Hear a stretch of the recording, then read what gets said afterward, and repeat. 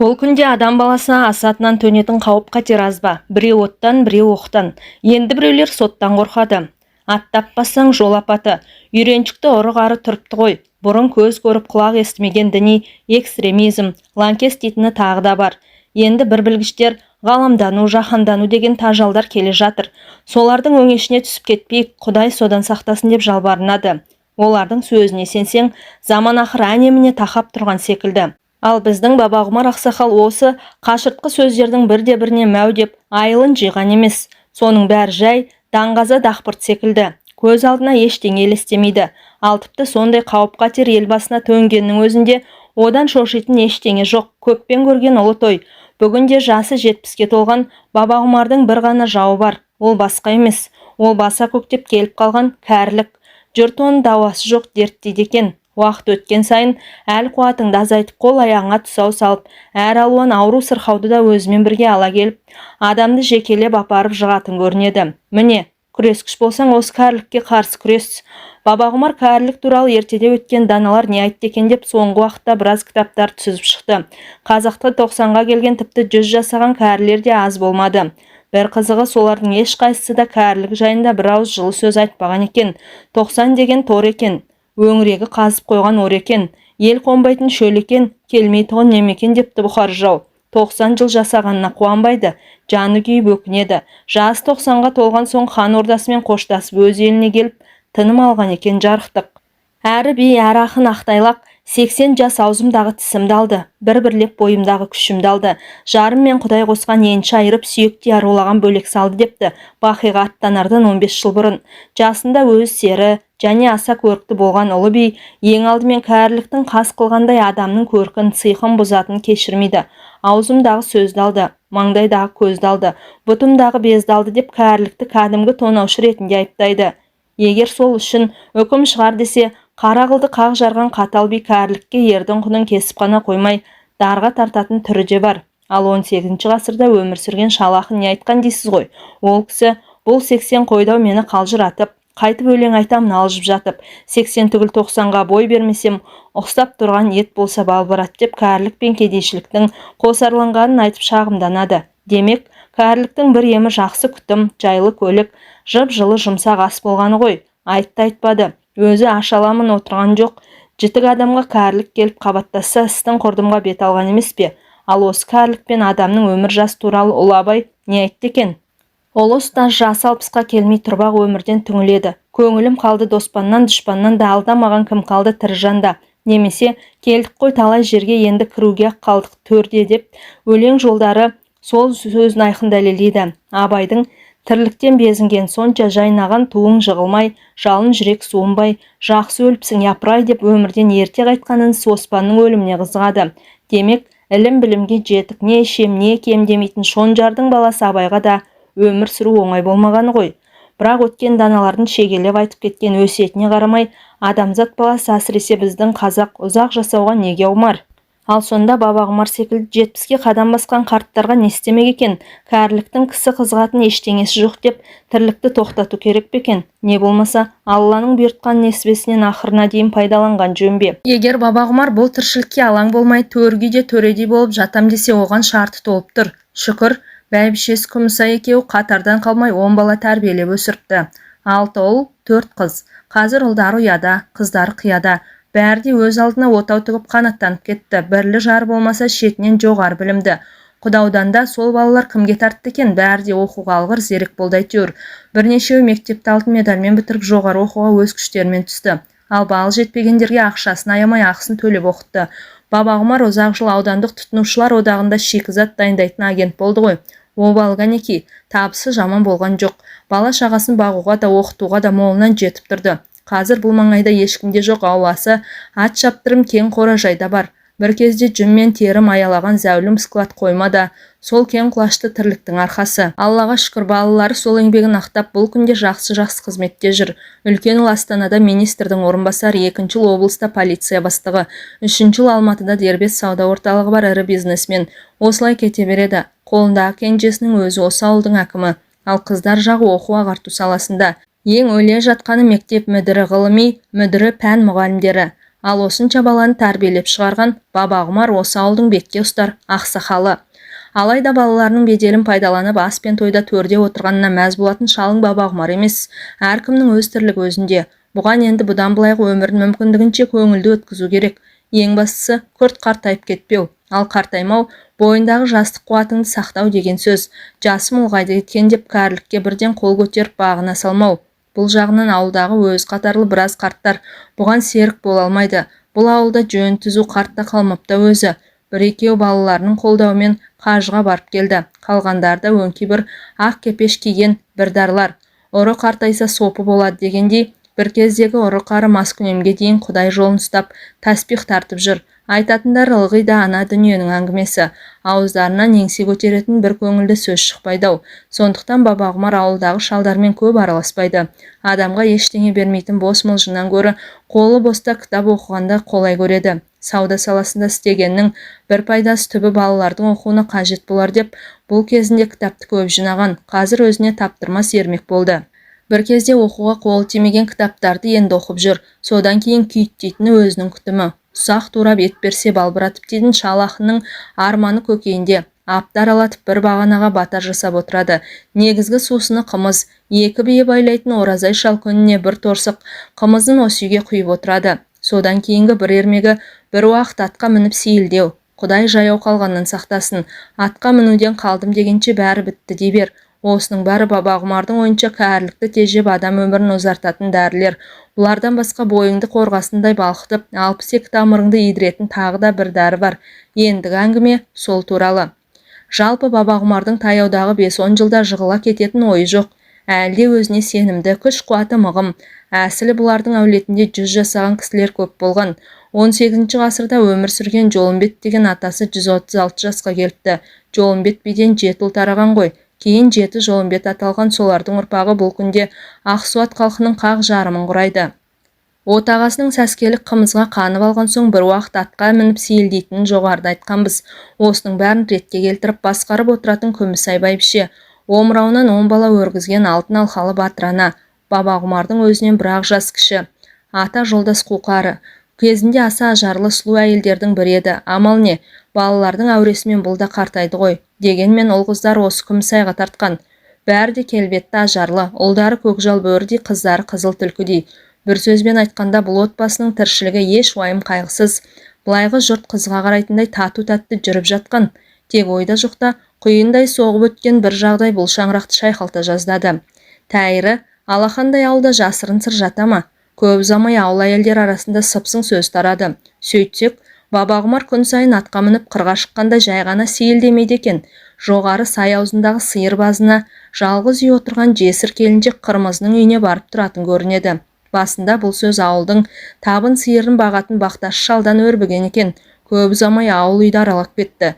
Басында бұл хабарды мектепте мұғалім болып істейтін осы үйдегі кіші келін естіген екен. Ол бұл жаңалықты сұмдықтай қабылдап үйдегі енесіне жеткізгенше асықты. Bir ғажабы Күмісай бәйбіше бұл хабарға бәлендей таңданған жоқ. Сондай-ақ бұл сөздің жай өсек емес, шын нәрсе екеніне де күмән келтірмеді. Қайсы бір әйелдерше от алып қамысқа түсіп сырда шашпады. Жә болды, жұрттың өсегіне лесіп соны бірге жайып жүрсіңдер ме? 78 шалға кім дайын тұр дейсің деп келінін басып тастады. Қырмызы оның жақын келіні, анда-санда туысына барып хал жағдайын білгенде не тұр? Ал Күмісайдың ішкі ойы мүлде басқа бағытта жүріп жатыр еді. Осындай бір жаңалықты ол көптен күтіп жүретін, өйткені шалының сыры өзіне мәлім. Оның күн сайын атқа мініп үйге тоқтамай қоюында да бір мән бар етін. Бабағұмардың осал жер әйел, не сыры бар екен? Осы күнге дейін күш қуаты қайтқан жоқ.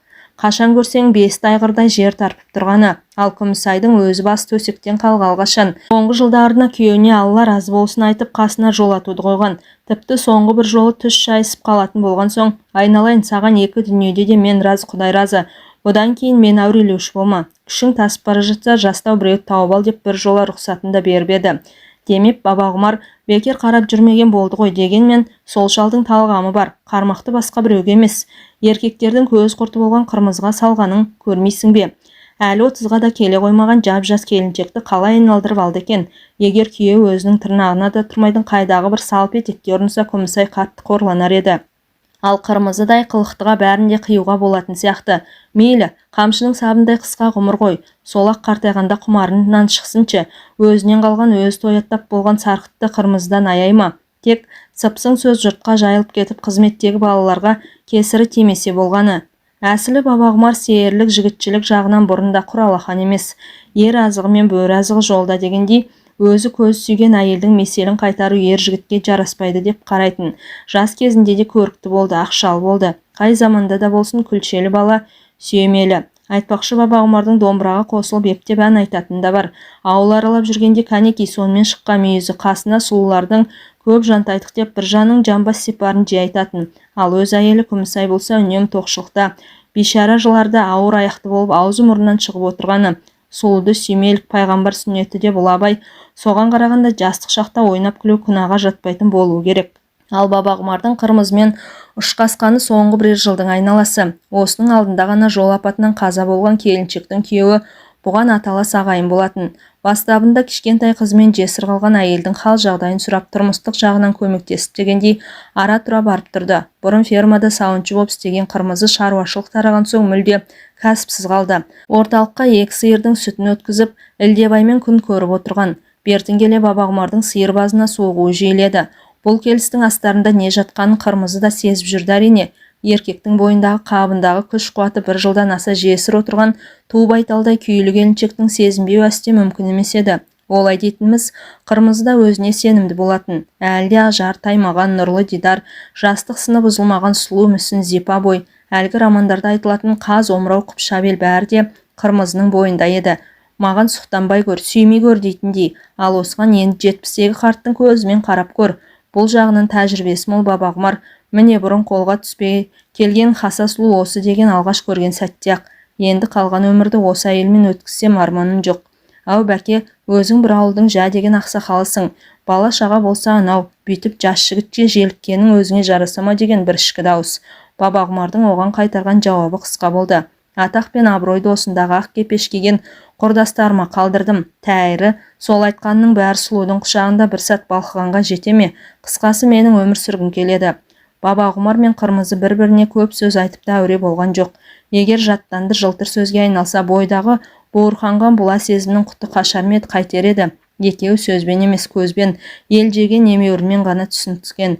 Тіл дәрменсіз, тұла бойың тұтқын, қол аяқсыз жіпсіз байланған. Аға, мұнымыз ел жұрттан ят болмай ма деген қырмызы екеуі алғаш оңаша қалғанда іш киімдерін асығыс сыпырып жатып. Не сұят, қазақ ғұрпымен алғанда сен менің әмеңгерімсің, әйел ерден кетсе де елден кетпейді. Айтпақшы солай екен-ау дегендей осы сөз келіншектің көңілін мүлде орнықтырып тастады. Көп ұзамай алғаш ият, инабатты орын ашқарақ құштарлық басқан. Бабағұмар алдын ала мөлшерленгендей қырмызы от құшақты нағыз құймыр әйелдің өзі болып шықты. Еркек көрмеген бедеу айлардың қарымтасын бүгін бір қайтардау. Аға, қандай қайраттысыз өзіңіз деді. Қырмызы таңдансын жасыра алмай. Жастардың өзі сізге ілесе алмас. Бәрі көңілге байланысты деді бабағұмар келіншекті қайтадан бауырына тартып. Мен саған ғашықпын ғой. Сен соған сенесің бе? Бәлкім солай шығар деді қырмызы әлде алғашқы әсерден айыға алмай. Сізді жолықтырған мен қандай бақытты әйелмін. Тек мені жол ортада тастап кетіп жүрмейсіз бе? Екеумізден де өлім ғана айырар деп бабағұмар өлбіреген ақ тамақтан түшкіріне өбіп жатып. Сөйтіп бұлардың арасында кәдімгі ғашықтардай тұрақты байланыс орнаған. Бабағұмар 2-3 күн сайын сиыр базына соғып тұрады. Мінген атын жабық қораға енгізіп қойып, жас жесірмен тар төсекте емін-еркін айқасады. Тал бойында бір міні жоқ, сүліктей сұлу дене бабағұмарды оттай шарпып қорғасындай балқытады. Бетіңдегі бір меңіңе Бұхара мен Самарқандты бері салар едім деп Хафиз ақын сұлуларды неге сонша аспеттейді дейсіз. Бабағұмар да жиған терген бар байлығын осынау ләззатты минуттар үшін құрбан етуге бар еді. Өзінің қазіргі халіне қырмызы дән риза. Күн өткен сайын құлпырып, бұрынғысынан да сұлуланып барады өзі. Мінезі ашық екен. Бабағұмарға балаша еркелейді. Қандай қызға деді. Бір күні қайнағаның бауырына ене түсіп, сіз 70-те, мен 30-дамын. Екеуін қосса 100 жас болады екен. 100 жасау деген осы емес пе? Менің 70-імді сен өзіңе қосып ал деді. Бабағұмар, сонда 100 жаста болып шыға келесің. Жоқ, менің 30-ымды сіз қосып алыңыз. Сіз 100 жасауға әбден лайықтысыз деді келіншек. Бабағұмардың дөңгелете қойған енді ғана буырылдана бастаған сақал мұртын аялай сипап. Неге олай дейсің? Сіз сондай сұлусыз деді қырмызы жас балаша шолжаңдай тіл қатып. Тұла бойыңызда артық ет жоқ, қалай сақтағансыз өзіңізді? Сен үшін сақтағам, енді менің бойымдағы өзің ұнатқан нәрсенің бәрі сенікі, ешкімнің таласы жоқ. Ал бәйбішеңізше, ол той аттап болған, айналасында 10 бала өріп жүр, солар жетпей ме? Бәйбіше де сізді өлердей сүйген ау шамасы. Оны қайдан білдің? Сізді сүймесе азаптанып 10 бала таба ма? Күмісай сұлу ғана емес, өте ақылды әйел болды. Осындай күндердің бірінде қолдарындағы кенже ұлдың жасы 35-ке толып, соның туған күніне осы аудандағы ұл мен қыз түгел жиналған. Тек Астанадағы, Алматы мен Өскемендегі үлкен ұлдар ғана келе алмады.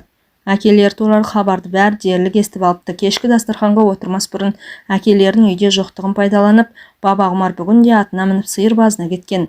Бәрі бір бөлмеге жиналып кеңес құрды. Бөрік кигеннің намысы бір дейме, ұлдар жағы өздерінің сабырлы ұстап отырды. Әкелерінің қылығын сұмдықтай қабылдап белсенділік танытқан осындағы мұғалім қыздар, өмір бойы педагогикамен суарылған ағартушы мұғалімдер тақ бір педсоветте отырғандай алма-кезек сөз алып әкелерін біраз жерге апарып тастады. Ақсақалдың бұл қылығы шектен шыққандығы, отбасының абыройын ойламағандық, осыдан кейін ел бетіне қалай қараймыз десті. Мұндағы бізді ғой шертең біреулер әкелер моральдық жағынан азғындаған деп жоғары қызметте жүрген ағалардың үстінен арыз жазама деп қорқам деді. Аудандық оқу бөлімін басқаратын үлкен қызының бірі. Мұна сөзді естігенде бәрінің де қабақтары түсіп жабырқап қалды. Кенже ұл кішкентай кезінен қылжақпас еркелеу болатын. Оның әкесіне жаны ашып кетті-ау деймін. Осы сендер қызықсыңдар деді апайларына қарап. Жұрттың әкелері шөккен түйеге міне алмай отбасында омалып отырғанда біздің әкеміз қызбен қыдырып жүр. Оған бола қорланғанша мақтанбайсыңдар ма қайта, деген отырғандар дерксіз күлдіріп. Саған ойын керек-ау деп мектеп мүдірі болып жүрген апай оны тыйып тастады. Бұл сасқынбай тұрғанда тыйым салмаса болмайды. Келесі жол орталықтағы ағаларды шақырайық. Бәріміз ортаға алып әкейдің тәртібі мықтап тұрып талқылауымыз керек. Қыздардың сөз ішіне симады екен, осы тұста манадан үнсіз отырған Күмісай тамағын кенеп қозғалақтады. Әй, қойыңдар түге, үндемегенге өршіп барасыңдар ғой өздерің. Болымсыз шаруаға бола алыстағы балаларды алаң етпексіңдер ме? Деді ол ренжи тіл қатып. Содан соң әкелерінің ісін талқылайтындай сендер кімсіңдер соншалық? Ұят, намыс деген бар ма сендерде? Мұндайды күтпеген мұғалім қыздар аналарына қарап бақырайды да қалды. Тек әлден уақытта, міне қызық, біз сіздің намысыңызды қорғап отырсақ, сонда не істеуіміз керек? Әкемізді тәртіпке шақырмай сол бет қоя беруіміз керек пе десті, жамырай тіл қатып.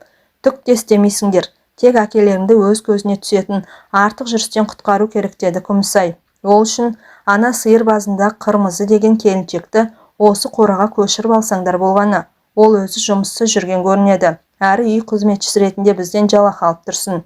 Мама, сіз өзіңіз не айтып тұрғаныңызды білесіз бе деді. Аудандық оқу бөлімінің бастығы анасына шошына тіл қатып. Білем деді Күмісай мырс-мырс күліп. Тәйірі, қос қатын алған қазақты жаңа көріп жүр дейсің бе?